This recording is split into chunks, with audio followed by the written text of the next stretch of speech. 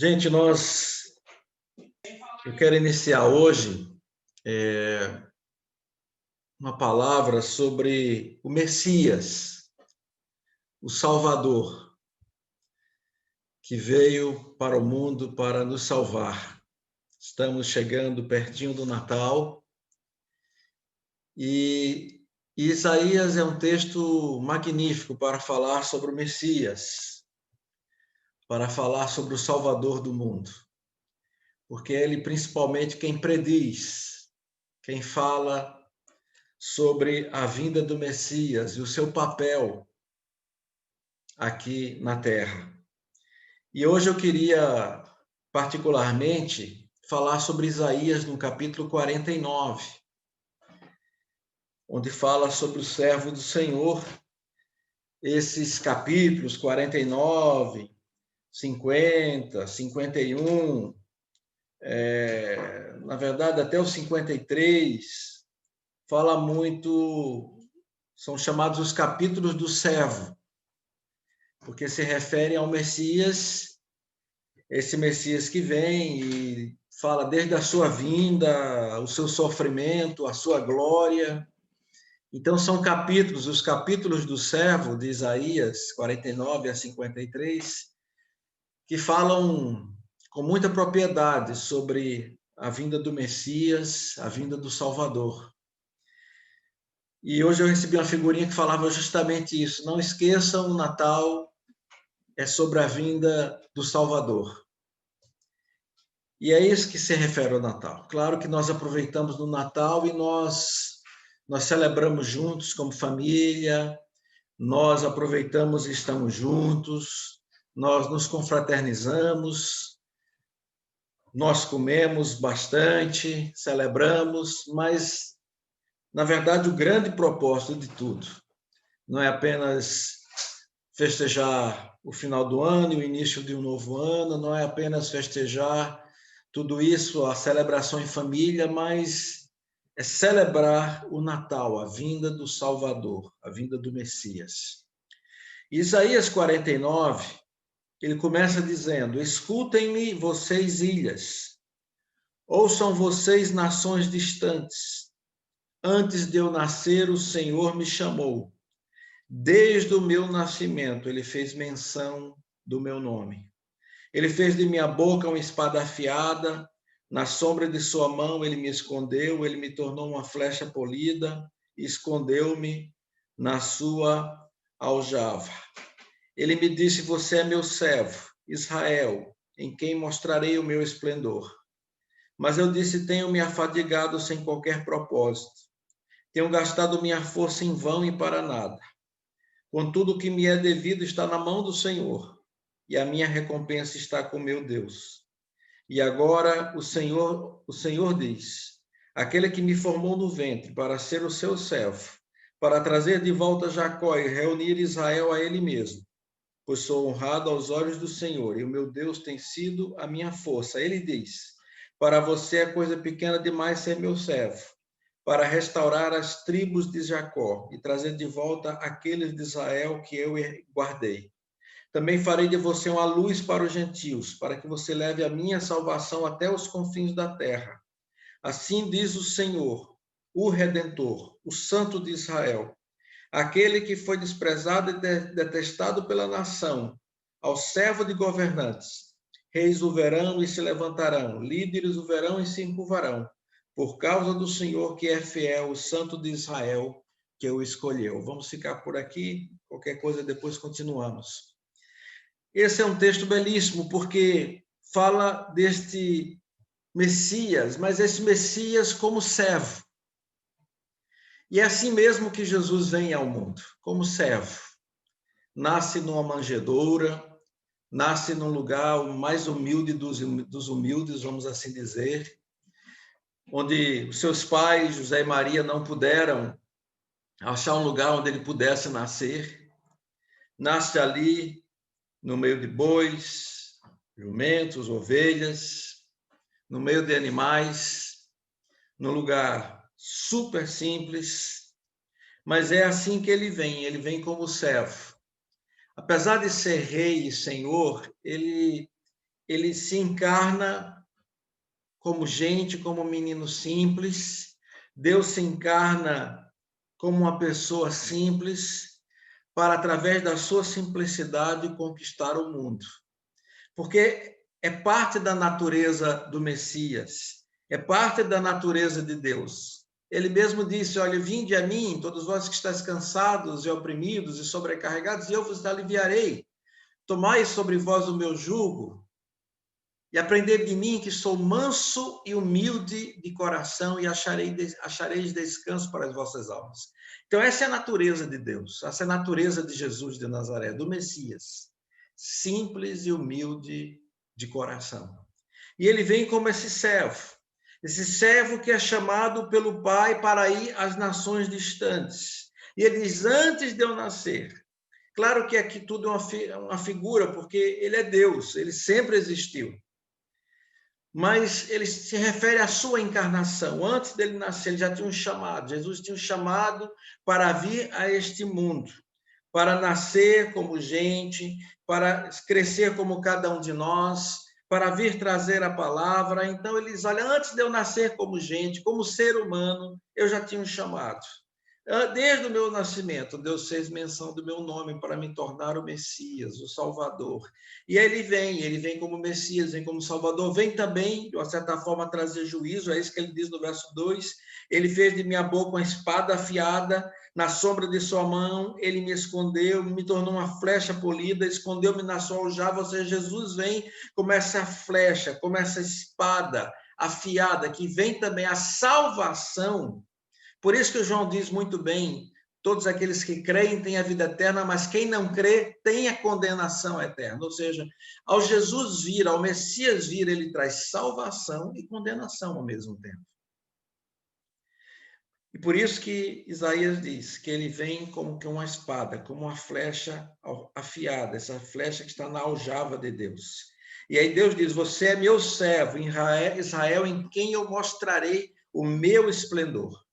Então, esses textos de Isaías sobre o Messias, sobre esse servo, mostra esse lado humilde, mas ao mesmo tempo esse lado como Salvador, ao mesmo tempo esse lado como juiz, ao mesmo tempo esse lado desse servo que vai ser um dia glorificado, e aqui diz, eu vou mostrar através do meu servo, verso 3, o meu esplendor.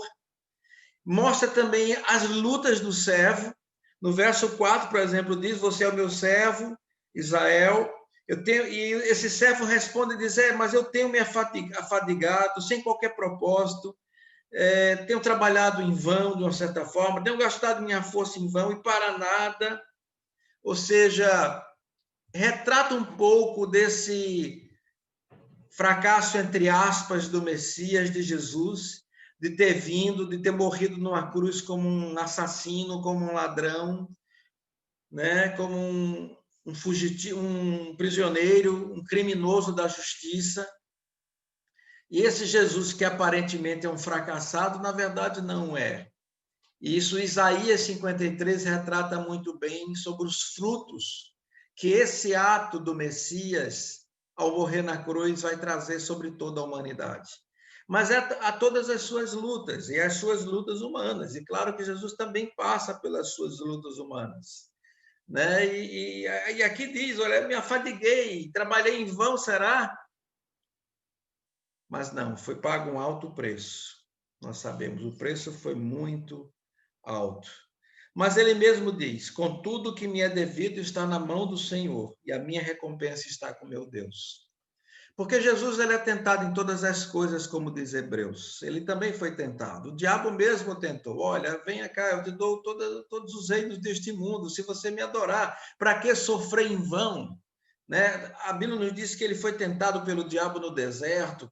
E com certeza, muitas vezes ele foi tentado pelo diabo, muitas vezes ele foi tentado pelos homens, mesmo que com certeza lhe fizeram propostas. A Bíblia nos diz que ele foi tentado em todas as coisas, e até nessa questão de duvidar se valeria a pena morrer na cruz. E Isaías revela isso.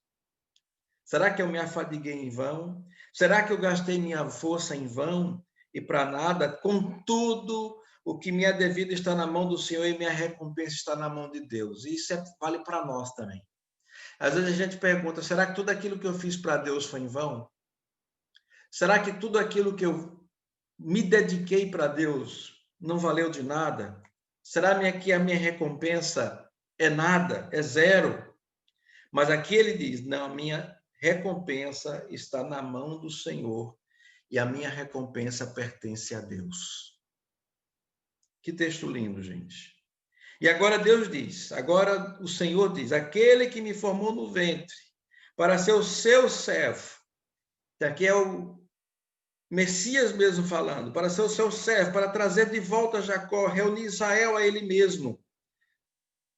Então, Deus fala, Jesus fala, Deus me formou no ventre para ser o seu servo, para trazer Jacó de volta, para reunir a Israel. Pois ele diz, eu sou honrado aos olhos do Senhor. Meu Deus tem sido a minha força. É engraçado, né? Porque no verso 4 ele diz, eu tenho gastado toda a minha força. E agora ele diz no verso 5, Deus é a minha força. Eu me lembro muito bem de Paulo, né? Em Filipenses 4:13. Tudo posso naquele que me fortalece. Ele me dá força. Ele me fortalece. E aí o Messias é fortalecido. Quantas vezes Jesus foi fortalecido? Quantas vezes ele se sentiu, né? Muitas vezes em dificuldades, situações dificílimas, mas o Senhor estava junto dele. Mesmo ali no momento do Getsemane, quando ele está só e ele sua gotas de sangue, a Bíblia nos diz que é necessário vir um anjo para confortá-lo, para lhe dar forças. Então são momentos, é isso que eu gosto mais em Isaías, e é isso que eu gosto na Bíblia, porque até em relação a Jesus não esconde, até em relação a Deus não esconde. Essa luta de Jesus o tempo inteiro, né? Nas tentações, nas provações, nos momentos duros, nos momentos difíceis. Ou seja, como gente, como homem, ele passou o mesmo que nós passamos. De momentos de querer se desesperar, momentos de querer se ficar deprimido, momentos de profunda tristeza. E é necessário Deus vir ao encontro de Jesus, homem, e confortá-lo, e abençoá-lo, e sustentá-lo, e fortalecê-lo. E aí vem ele dizendo, Deus é a minha força, ele me deu a força. Mas Deus fala para o Messias, no verso 6, para você é coisa pequena demais ser meu servo, para restaurar as tribos de Jacó. E para trazer de volta aqueles de Israel que eu guardei. Mas eu também farei de você uma luz para os gentios, para que você leve a minha salvação até os confins da terra. E Deus fala, a sua obra, se for só com Israel, é muito pequena. Então, a sua obra é para o mundo inteiro. Então, você vai se tornar luz, não apenas para Jacó, mas você será luz para todas as nações, para todos os gentios também. E isso aqui, gente, é uma promessa que a maioria dos judeus não entenderam. E a gente vê lá mesmo em Atos, por exemplo, mesmo na igreja, a igreja já formada, Jesus tendo partido, Pedro e muitos dos apóstolos achavam ainda que o evangelho era apenas para os judeus. E foi necessário, a gente vê lá em Atos, né, foi necessário Deus trazer aquela visão para Pedro, de toda aquela mesa com os animais que os judeus não comiam, e mostrar que ele deveria ir para a casa de Cornélio e levar a salvação também para a casa de Cornélio. E a partir dali, os olhos de Pedro são abertos. E tem toda, então, a conferência em Atos 15, o primeiro concílio da igreja, onde, então, se fala claramente, aí já com a presença do apóstolo Paulo, ele que era o apóstolo aos gentios, claramente, de que a salvação não era apenas para os judeus, mas era para todos os gentios, era para a salvação do mundo inteiro.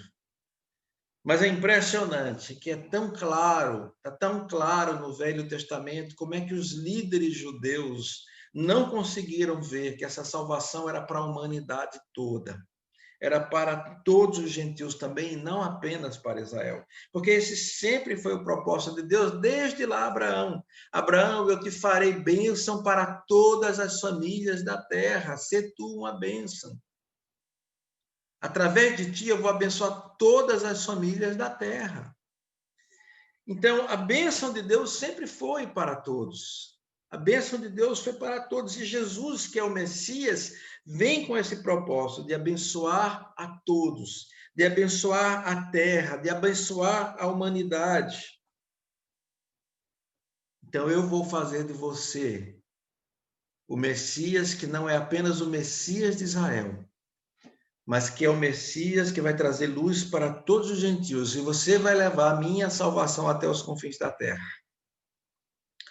E eu sempre me lembro quando nós, né, aqui em Portugal, ou lá, principalmente no Brasil, tão longe de Israel, e essa luz então chega. Essa palavra um dia chegou até nós. Então, essa palavra, ao chegar até nós, gente, é o cumprimento dessa profecia de Isaías. A salvação iria até os confins da terra. O Brasil é confins da terra, tão longe de Israel. Portugal seria confins da terra. O mundo inteiro, os confins da terra. Todos ouvirão. E, na verdade, essa salvação chegará a todos. Então, o verso 7 diz, assim diz o Senhor, o Redentor, o Santo de Israel. Vejam bem como essas palavras o tempo inteiro, elas vêm até nós. Jesus, o Messias, ele é o Redentor, ele é o Senhor, ele é o Santo de Israel. Ele é aquele que foi desprezado e detestado pela nação, né? Então, aqui já fala uma palavra profética de como ele seria rejeitado, detestado pelo povo de Israel, seria rejeitado pelos seus, mesmo de João, né? Ele veio para os que eram seus, mas os seus não o receberam. É o que João bem diz. Mas isso já foi profetizado aqui por Isaías. Ele foi não apenas desprezado, mas foi detestado pelo seu próprio povo, pela sua própria nação. Mas ele é o servo dos governantes. Porque aqui nos diz que, ao mesmo tempo que ele é rejeitado pelos seus, se lembra, essa dialética, né? Eu vou usar essa palavra assim o tempo inteiro, né? Uma hora ele é detestado pelos seus, aí no mesmo texto, no mesmo verso, Isaías mostra que os reis o verão e se levantarão, líderes o verão e se encurvarão, por causa do Senhor que é fiel, o Santo de Israel que o escolheu. Então ele mostra, olha, ele foi rejeitado pelos seus, mas um dia os reis vão adorá-lo, um dia os líderes vão adorá-lo. Então, é interessante essa dialética, né, que Deus mostra, que Isaías mostra, que a Bíblia mostra o tempo inteiro, principalmente nessa referência sobre o Messias, né? Olha, ele é o servo sofredor, mas ao mesmo tempo é o rei. Ele é humilde, mas ele é aquele que vai trazer justiça, espada. Então, essa dialética o tempo inteiro. Esses dois lados da moeda, vamos assim dizer. Então, Jesus não é um coitadinho, por isso que a gente não pode olhar para o Messias como um coitadinho que está lá na cruz, né? Não, que morreu na cruz. Não, Jesus, ele é o Senhor, ele é o servo sofredor, ele foi rejeitado, mas também um dia será reconhecido por todos. Aliás, isso é o que Paulo diz muito bem lá em Filipenses, que um dia todo joelho se dobrará e toda língua confessará que Jesus Cristo é o Senhor. Então, esse Messias é o que vai trazer a restauração também de Israel. Então, do verso 8 diz assim, diz o Senhor, no tempo favorável eu lhe responderei, no dia da salvação eu ajudarei, eu guardarei e farei que você seja uma aliança para o povo, para restaurar a terra, distribuir suas propriedades abandonadas, ou seja, é de novo um cumprimento, né? O Messias, o que é que ele traz? Libertação. Para dizer aos cativos, saiam, aqueles que estão em trevas, apareçam. Se ele é aquele que vai levar luz às nações, a todas as nações, então aqui ele diz, os que estão nas trevas, apareçam. Eles se apacentarão junto aos caminhos e acharão pastagens em toda a colina estéril, ou seja, a colina que estava estéril, sem dar fruto nenhum. Jesus, o Messias, vem e vai dizer, olha, venham, achem o caminho. Este é o caminho, eu sou o caminho, eu sou a verdade, eu sou a vida. Então, ele vai apacentar no caminho de Deus. Verso 10, eles não terão fome, não terão sede, o calor do deserto e o sol não os atingirão, aquele que tem compaixão deles os guiará e os conduzirá às fontes das águas. Que palavra maravilhosa sobre o Messias, sobre o dia a dia da vida. Deus nos leva às fontes das águas, quando estamos com sede, quando estamos com fome. Ele que cuida de nós. Fala do cuidado de Deus. E esse cuidado, gente, é uma palavra profética para nós até hoje. Deus é o Deus que nunca nos deixa faltar nada. Ele cuida de nós. Ele sacia nossa sede, ele sacia nossa fome. Ele transforma, verso 11, os nossos montes em estradas, os nossos caminhos serão erguidos. E aqui diz, veja, eles virão de bem longe, alguns do norte, alguns do oeste, alguns de Assuã. Gritem de alegria, ó céus, regozijem-se, ó terra, e irrompam em canção, ó montes, pois o Senhor consola o seu povo e terá compaixão de seus afligidos. Então, aqui no meio de tudo isso, ele rompe em louvor. Isso é uma característica desses textos messiânicos, que irrompem em louvor. Gritem de alegria, céus, regozijem-se, ó terra, sejam todos, os montes, a natureza, todos. Deus é o Deus que consola o seu povo e traz compaixão aos seus afligidos. Deus é o Deus que intervém em nossas vidas. Como já dizia o título do livro do Dr. Francis Schaeffer, Deus é o Deus que intervém. Deus é o Deus que está ao nosso lado. Deus é o Deus que está conosco. Sim, e aí eu quero terminar dizendo, Sião, porém, disse, mas o Senhor me abandonou, o Senhor me desamparou. Quantas vezes no meio de grande escuridão, quantas vezes no meio de grande aflição, a gente diz assim mesmo, Deus me abandonou, Deus me desamparou, Deus se esqueceu de mim. Quantas vezes, né, gente? A gente chora e diz isso aqui. E aí no verso 15 vem uma promessa gloriosa. Deus fala, haverá mãe que possa esquecer o seu bebê que ainda mama e não ter compaixão do filho que gerou? Embora ela possa esquecê-lo, aí olha a promessa de Deus, eu não me esquecerei de você. O Messias é um Messias que não esquece da gente. Não apenas isso, mas no verso 16 diz, veja, eu gravei você nas palmas das minhas mãos. Seus muros estão sempre diante de mim. Eu gravei você nas palmas das minhas mãos. Ou seja, nós somos queridos por Deus, amados por Ele. Gente, nunca esqueçam isso. Nunca esqueçam. Apesar de todas as lutas, de todas as dificuldades, Deus é um Deus que não esquece da gente. Ele gravou o nosso nome nas palmas de suas mãos. Ele não esquece de nós. Seus muros estão sempre diante de mim, ou seja, eu me lembro dos muros das lamentações. Seus muros, seus lamentos, suas histórias, suas provações, tudo está diante de mim. Eu não me esquecerei de você. E eu quero terminar então com essa palavra. Eu não me esquecerei de você. E não apenas isso, Deus fala no verso 23, na segunda parte, diz, então você saberá que eu sou o Senhor, depois de todas as promessas. Aqueles que esperam em mim não ficarão decepcionados. Então, eu quero deixar essas duas promessas finais desse texto de Isaías 49. O Senhor não nos abandona, não nos desampara, Ele não esquece de nós. E aqueles que esperam por Deus, verso 23, não ficarão decepcionados. Continue esperando no Senhor. Você não se decepcionará. Você jamais vai se decepcionar. Você pode ficar triste. E Deus permite isso. O próprio Messias ficou triste. O próprio Messias se sentiu desamparado. Deus meu, por que me desamparaste? Mas saibam que Deus é o Deus que está conosco em todos os momentos. Que Deus nos ajude. Este é o nosso Messias, não é qualquer um. É o nosso Senhor, Salvador, Redentor, que não esquece de nós e que jamais vai nos decepcionar. Que Deus nos abençoe.